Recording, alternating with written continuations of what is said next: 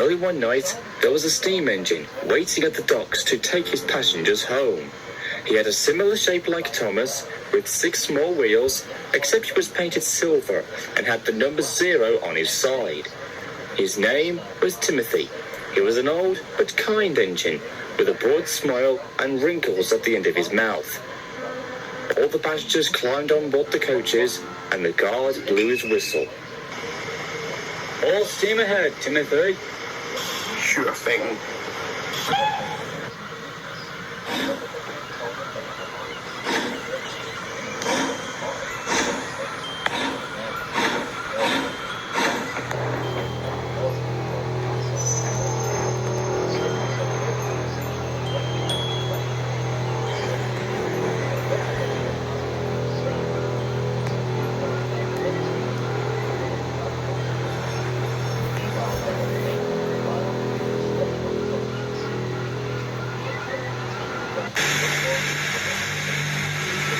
Timothy was soon puffing down the line in the countryside, with the rails humming and the carriages clattering behind him. The moon was full, the signals were down, and the wind was blowing gracefully.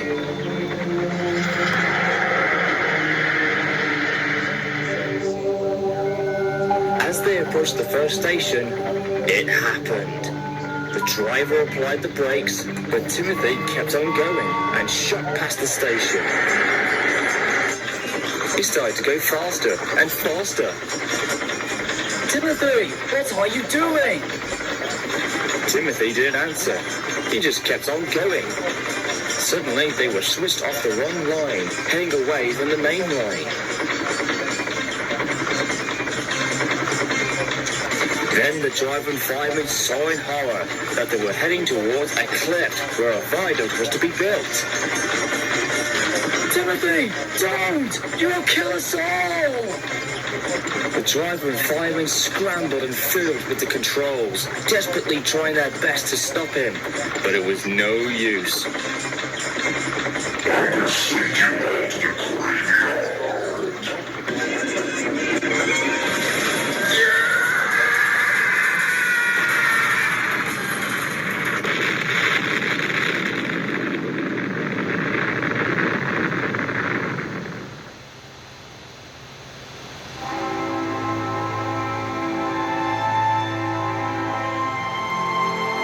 The train had crashed through the blockade and had fallen into the ravine below, killing everyone on board. Timothy and his crew were also killed upon impact. There was no eyewitnesses and no survivors.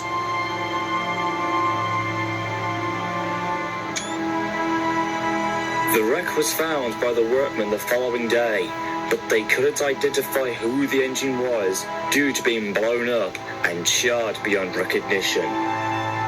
When investigators came, they had very little evidence to go on, but the bodies of the driver and fireman were found, and they thought they had tried to save the locomotive and the passengers, but couldn't in time.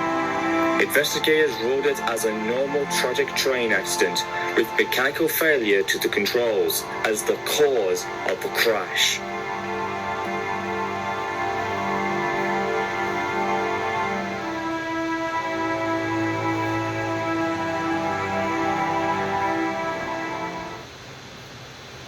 Years later, the construction of the viaduct was commenced.